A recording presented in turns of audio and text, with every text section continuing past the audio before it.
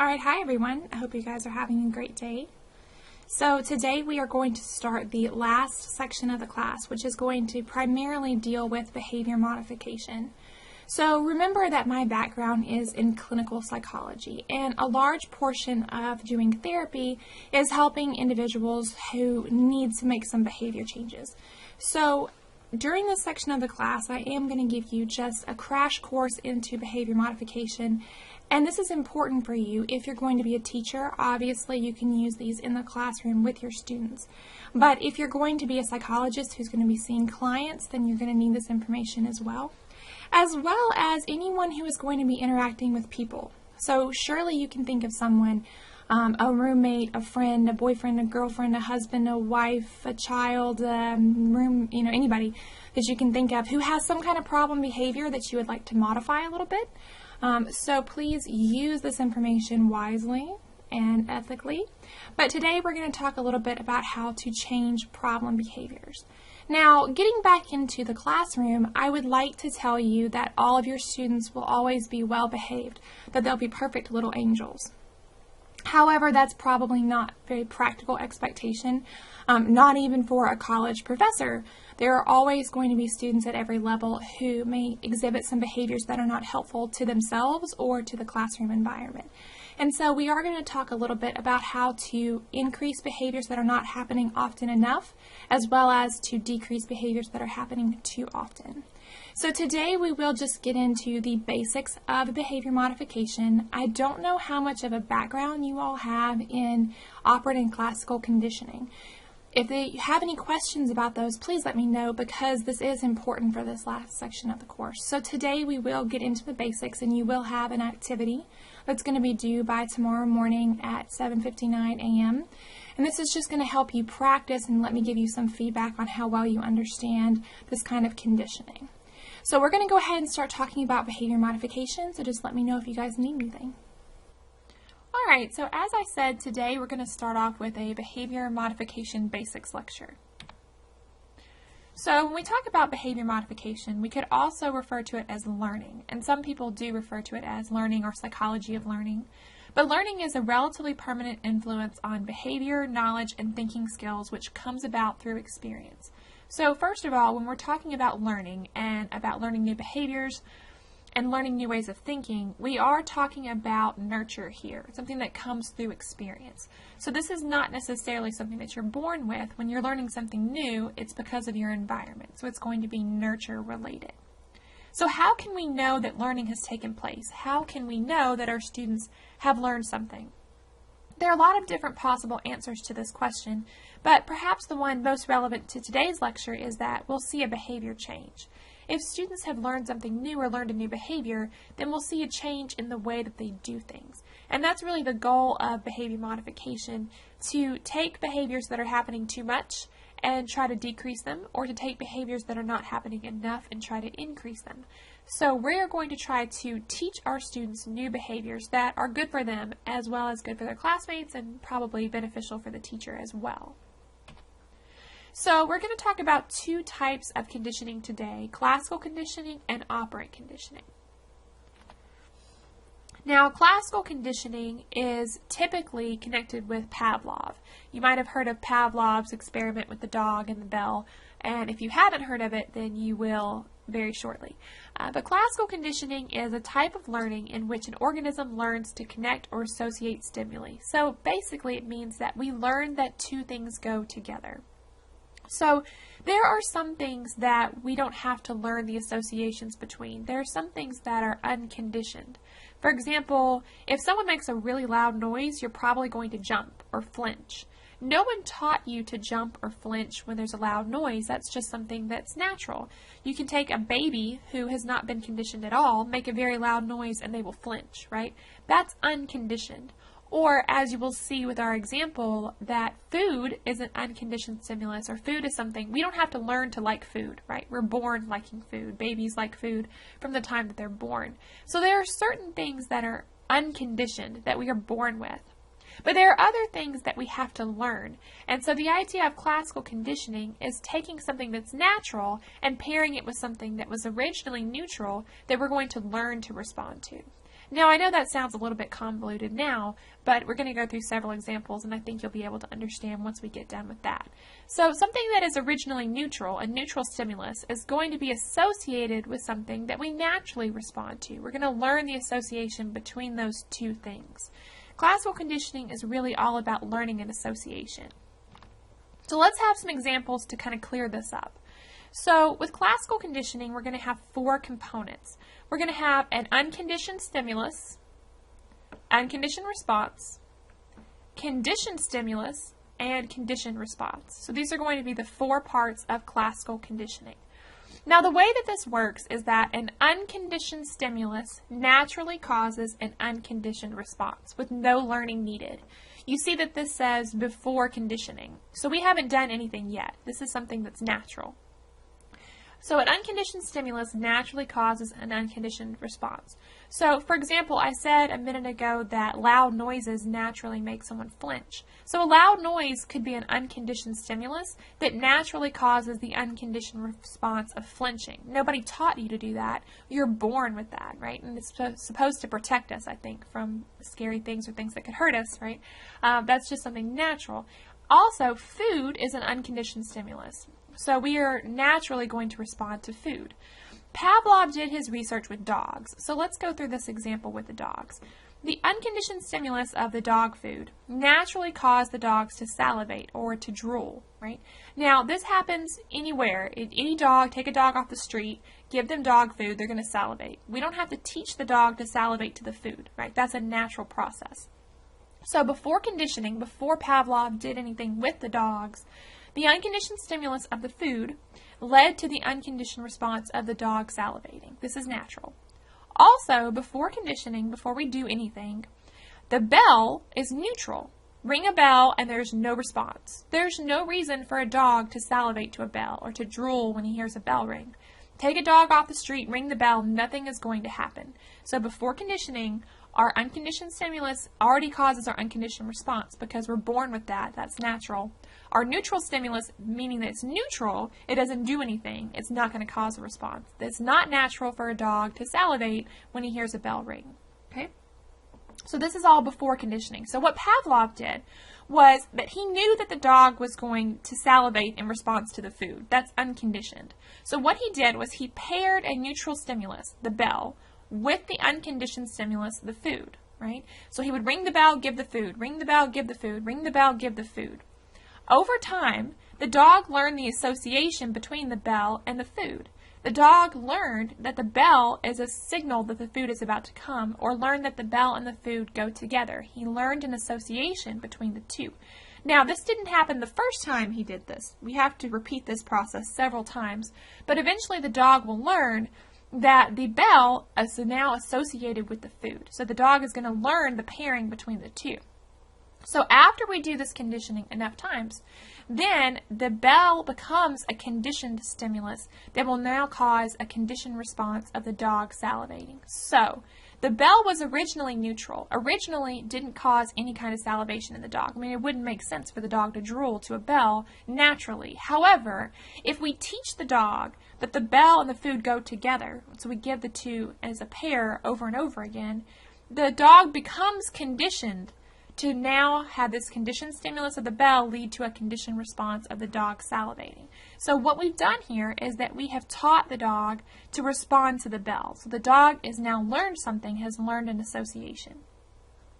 So we say that this is a conditioned stimulus because it is the stimulus that we have to learn to respond to. It's not natural for the dog to salivate to the bell. This is conditioned. We taught this to the dog.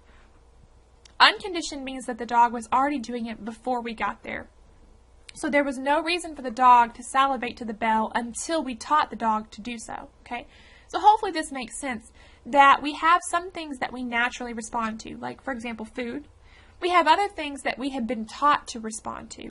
And one way that we teach dogs or anybody else to respond is by pairing something with an unconditioned stimulus, right? So we're pairing the neutral stimulus with the unconditioned stimulus. So let me give you another example. So let's say that being with your partner, your boyfriend or girlfriend or husband or wife or whatever, is an unconditioned stimulus that naturally leads to an unconditioned response of being happy. right? Theoretically, if it's a good relationship, and I hope you guys all have good relationships now or in the future. So if you have a partner and you're happy with that relationship, then your partner is an unconditioned stimulus that causes an unconditioned response of being happy. So this is natural. If you're in a good relationship, being with your partner should make you happy. Now let's take a neutral stimulus like a perfume or a cologne or a certain shampoo, right? So originally that smell was neutral. There was no reason for that smell to cause any kind of response in you. If you had gone to Walmart and picked up that bottle of shampoo and smelled it, it wouldn't have caused any kind of response because it's neutral. There was nothing about the smell to cause a response. So neutral stimulus is the shampoo or perfume or whatever. That doesn't lead to a response. However, what happens if we take that smell, that perfume or cologne or shampoo or whatever, and pair it with our partner? So our partner starts using that shampoo or that cologne. Over time, we learn the association. Being with our partner is an unconditioned stimulus that's going to cause the unconditioned response of us being happy. But now we are smelling the smell and seeing our partner, smelling the smell and seeing our partner. We eventually learn that that smell goes with our partner. So now just the smell itself will make us happy. The smell, whatever shampoo or cologne, has become conditioned. It is now a conditioned stimulus, previously neutral when it was not associated with our partner, but now that it is associated with our partner, it's a conditioned stimulus that causes the conditioned response of being happy. So you notice in these situations that the conditioned response and the unconditioned response are the same response, right? With our example with the shampoo, that's being happy in both situations. Our partner making us happy is unconditioned response, natural. The shampoo making us happy is a conditioned response. We had to learn it, but in both cases, the response is feeling happy. Usually with classical conditioning, the unconditioned response and the conditioned response are the same response. They're just in response to something different. So did we have to learn it or did it come naturally? So with the dog example, the dog salivating is both the unconditioned response and the conditioned response. It's just that it is unconditioned for the dog to salivate to food, and it is conditioned for the dog to salivate to the bell, but in either case, the dog salivating or drooling is the response that we're doing, right? So classical conditioning just means that we are taking a natural process here and then pairing something neutral with it. After enough time has passed, we will learn to respond to our previously neutral stimulus. It will become conditioned. We will learn to respond to it. Now, it in and of itself will cause the conditioned response. So you see here that after conditioning, the bell itself is enough to make the dog salivate even without the food. And after enough pairings with your partner, that smell itself will be enough to make you happy even without your partner being there. But you guys have probably experienced some kind of conditioning with smells. Now, there's a certain smell maybe that reminds you of your childhood or something reminds you of your grandparents' house, something like that. We learn these associations, right? So some terminology here that we need to understand with classical conditioning. First of all, generalization, the tendency of a new stimulus similar to the original conditioned stimulus to produce a similar response. All this means is that if a dog heard a sound that was very similar to the bell, he might respond to it.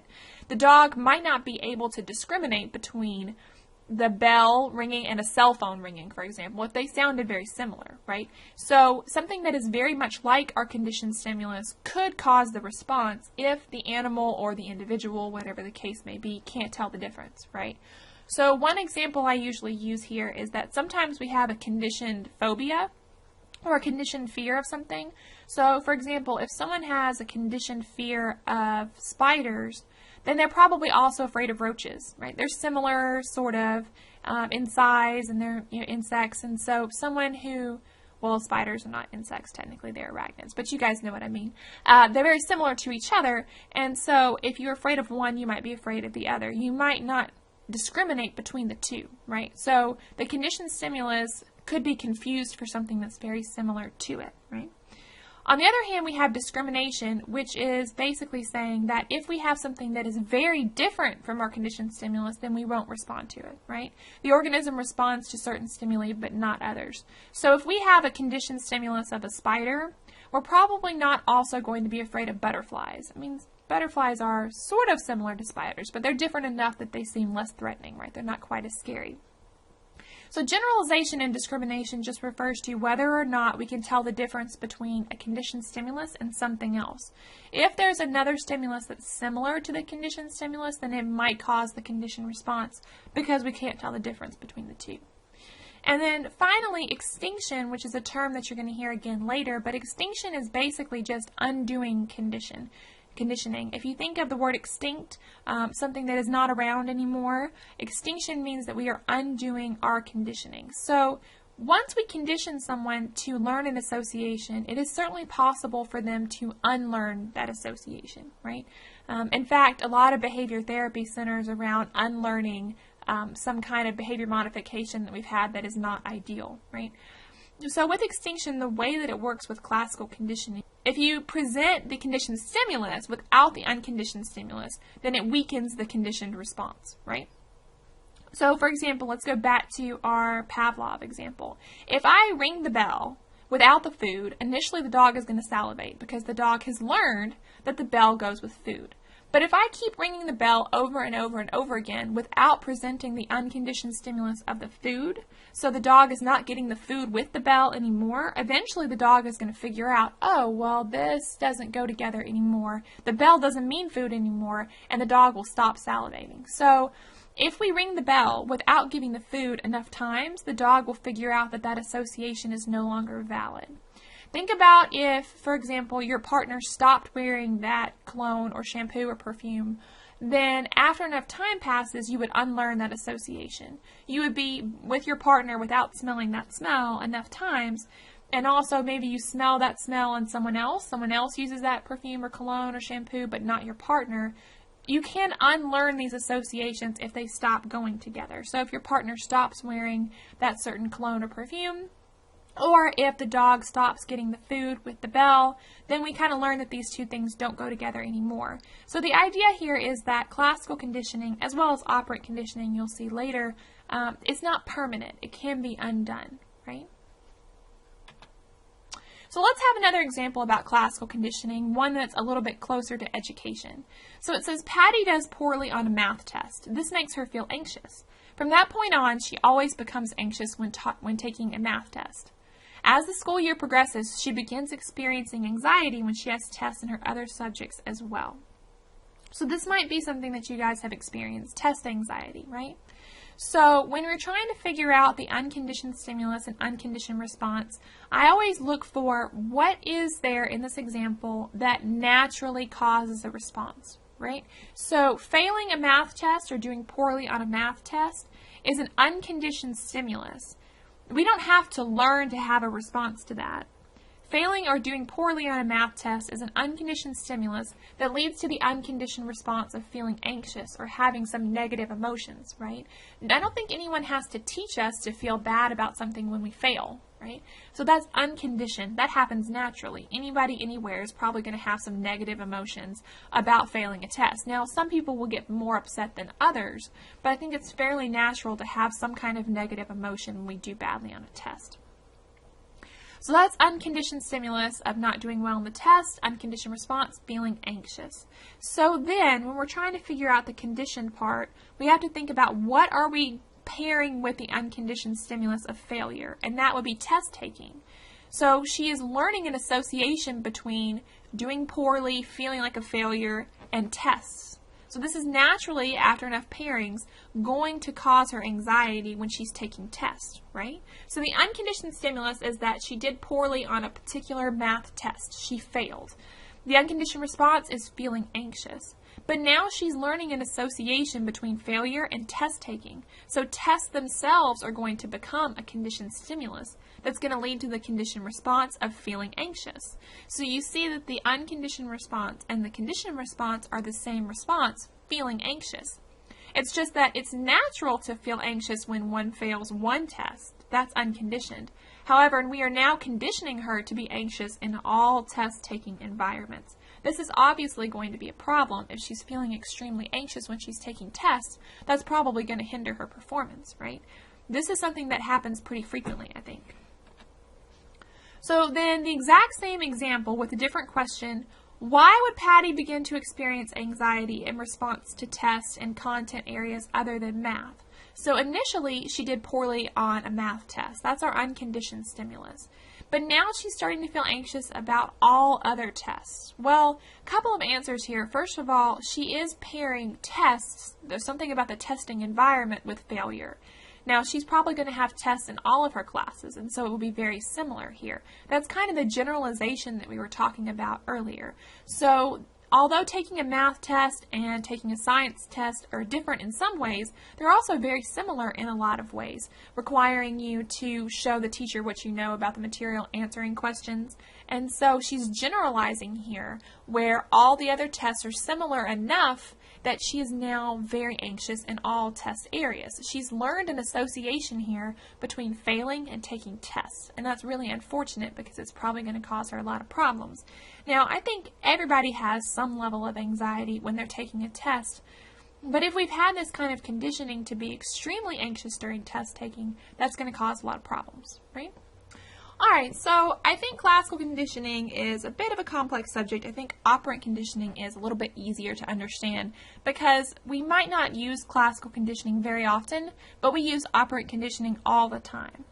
So the basic idea behind operant conditioning is that we are going to do things that are rewarded. We're going to do those behaviors more. And behaviors that are punished we're probably not going to do as often, right? So the idea here is that if we give some kind of reinforcement, which is the term for rewards in operant conditioning, if we give some kind of reinforcement, we increase behaviors. If we give some kind of punishment, we decrease behaviors. And so the consequences of our behaviors are what determines whether or not we continue to do the behavior or future behaviors, right? So, for example, when we are talking about kids, when you're parenting kids or when you have kids in the classroom, you want them to do good behaviors, right? So you're going to reward them or reinforce them for good behaviors. That reward or that reinforcement is going to make that behavior more likely to happen again in the future, and you're going to improve behavior. Also, if the kids do negative behaviors, then we punish them for that. That means they'll be less likely to do those negative behaviors again in the future, right? So we do use reinforcement and punishment a good bit. Now, we said that there were 4 types of classical conditioning. There are also 4 types of operant conditioning.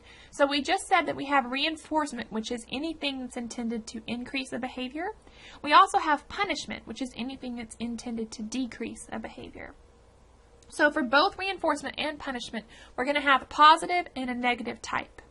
So when we say positive and negative here, we don't mean good or bad. What we mean is that we're either adding, like positive, or taking away, negative. So you can think of this almost like math, right? We have plus and minus here. With positive, we're adding something, and with negative, we're taking something away. So let's go through and talk about specific examples of each one of these. So positive reinforcement is anything that is intended to increase a behavior by adding something. So positive reinforcement, we are adding something to increase a behavior. So for example, if my son does his lessons, then he gets a piece of candy, for example. That's positive because I have given him something, giving something good that he wants, and that's reinforcement because he'll be more likely to do his lessons again in the future because he got something good for doing his lessons, right? If you have a job, then your boss pays you to come to your job, theoretically. Being given money is positive reinforcement. It's going to increase your behavior in the future. So positive reinforcement can be anything that we are giving that people want. A teacher giving extra credit, or a boss giving you money, or a parent giving praise, or maybe some extra TV time. All of these things are positive reinforcement. I am giving you something that you want to increase a behavior, right? On the other hand, negative reinforcement, it's still intended to increase the behavior because it's reinforcement, but it's negative, which means I'm taking something away. Now, with negative reinforcement, I am taking away something bad or something that you do not want. This will increase your behavior. So, some examples here, if you have a headache and you take Tylenol and it makes your headache go away, you are more likely to take Tylenol again in the future. You have been reinforced because it's going to increase your Tylenol taking behavior. But it didn't give you anything good. It took away something that you didn't want, which was your headache. You have been negatively reinforced. So let's say, for example, that your parents say if you study hard and make a good grade on this test, you don't have to do your chores. that's reinforcing, right? It's more likely to increase your studying behavior, but they didn't give you something that you wanted, they took away something that you did not want, right? So taking away a headache, taking away chores, saying that if you do your chores, you don't have to eat your broccoli, right? This is taking away something that the individual does not want, which is going to increase a behavior, right? So this is also sometimes how phobias develop, right? Anxiety is a very negative feeling. So let's say that someone is afraid of dogs and they have an anxiety whenever they see a dog. So running away from a dog will decrease your anxiety. So it's taking away something that you don't want, which is the anxiety, which is negatively reinforcing. Avoiding something that makes you feel bad is negatively reinforcing because it takes away that bad feeling and makes you more likely to avoid it in the future. Okay? On the other hand, punishment is anything that is intended to decrease a behavior. So once again, we have negative and positive punishment. So negative punishment means I'm taking something away to decrease a behavior. So for example, if I tell my kids, you didn't do your chores so you don't get to watch TV, I'm taking away something that they want. That's negative punishment. That should decrease the skipping the chores behavior, right? Or if my kids misbehave, I put them in timeout. Right? Timeout means that they sit in a chair where they don't get any attention, they don't get to play with anything, they don't get to do anything. So I'm taking away their attention, I'm taking away their toys, I'm taking away everything, right? That's negative punishment. So negative punishment means you're taking something away to decrease the behavior. Like a parent of a teenager taking away their car or their laptop or their cell phone, that's negative punishment. On the other hand, we have positive punishment. Now remember that negative means we're taking something away. Positive means that we're adding something. I'm not saying that positive is good and negative is bad. Positive and negative just refer to whether we are adding or taking away. So with positive punishment, it means that you are giving them something that they don't want. So pain would fall in this category. So physical punishment or corporal punishment would fall in this category.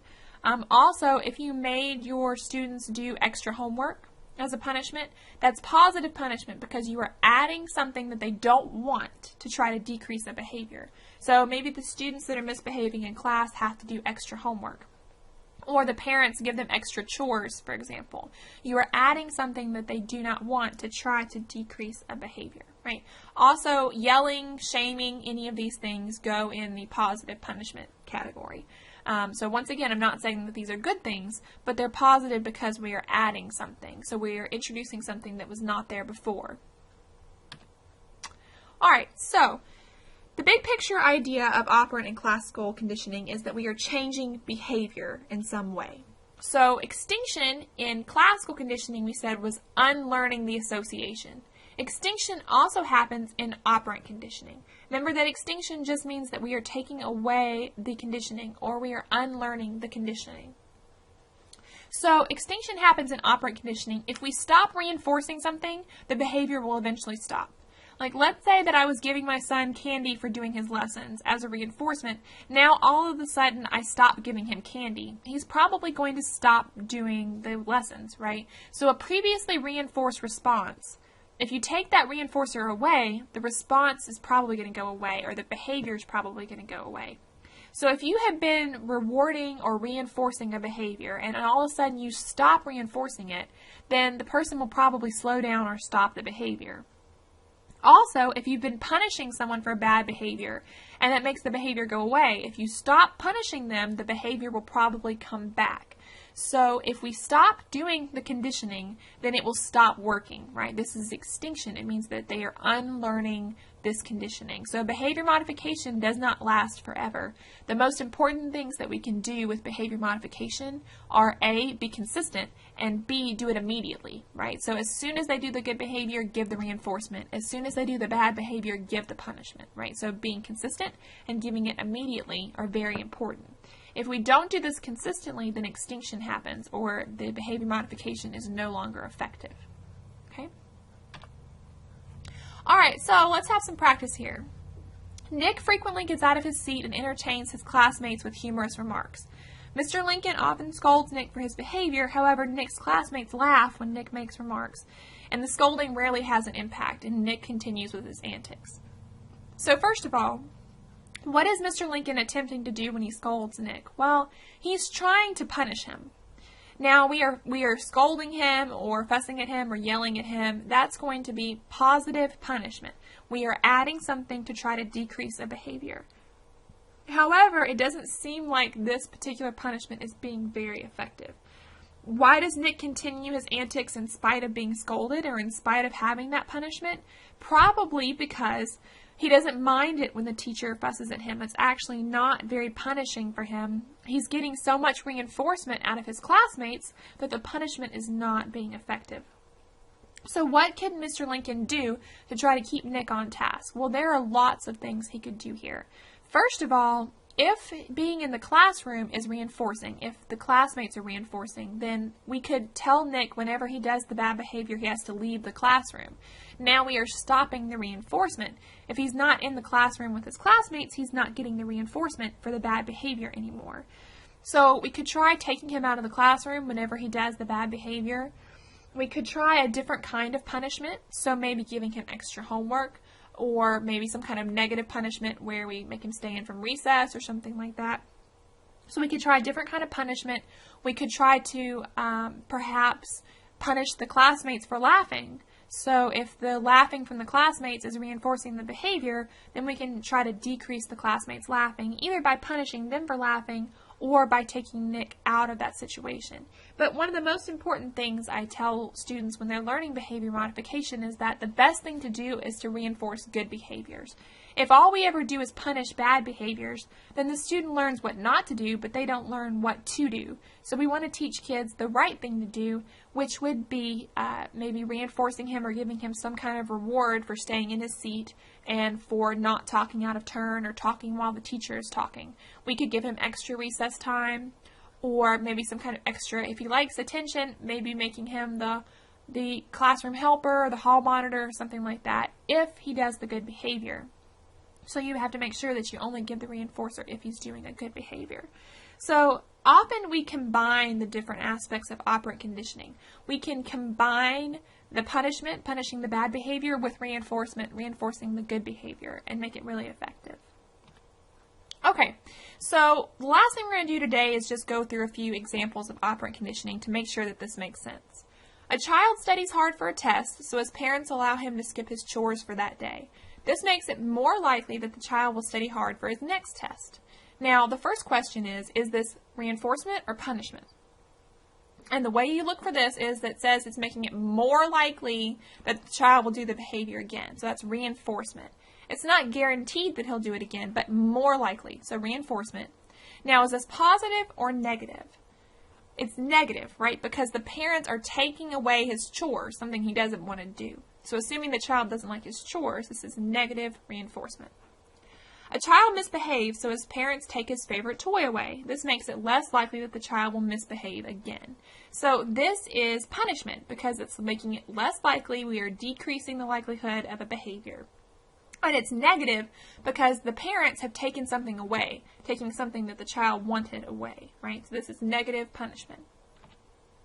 An instructor gives students extra credit points for attending class the day after exams. As a result, students are more likely to attend class on those days. So, first of all, this is reinforcement because we are making the students more likely to come to class. We are increasing the class attendance. And it is positive reinforcement because we're giving extra credit, so we're adding something. And then finally, a parent spanks her child for breaking a vase. This makes the child less likely to break things. So this is punishment because we are decreasing a behavior or making it less likely. And it's positive because we are adding something, pain, here. Now, I want to make it very clear that I am not endorsing corporal punishment here. It's positive because we're adding something, okay? All right, and then the last thing for today's lecture is just to talk about the activity for today. So, activity 10. Imagine that you are a 4th grade teacher. One of your students has a very difficult time staying in his seat. How could you address the issue with positive reinforcement, negative reinforcement, positive punishment, and negative punishment? So I'm looking for at least one example of each one of these. So keep in mind that when we're talking about reinforcement, we're increasing a behavior. Like, for example, increasing the behavior of staying in your seat. When we talk about punishment, we're decreasing a behavior. For example, decreasing the behavior of getting out of your seat, right? Now, usually if students are going to get confused, negative reinforcement is usually the one that confuses them a bit. So if you have any questions about this, about any of these concepts, please let me know. I like using this activity to give students feedback if they are a little bit confused about this topic. I know this is not something that's covered in all of your classes, so if you have any questions, please let me know. I would be happy to help. So this is the end of today's lecture. Next lecture we will finish up this set of slides, and then we'll also start the next set of slides talking more about applications for behavior modification. So just let me know if you need anything, and I will talk to you guys next time.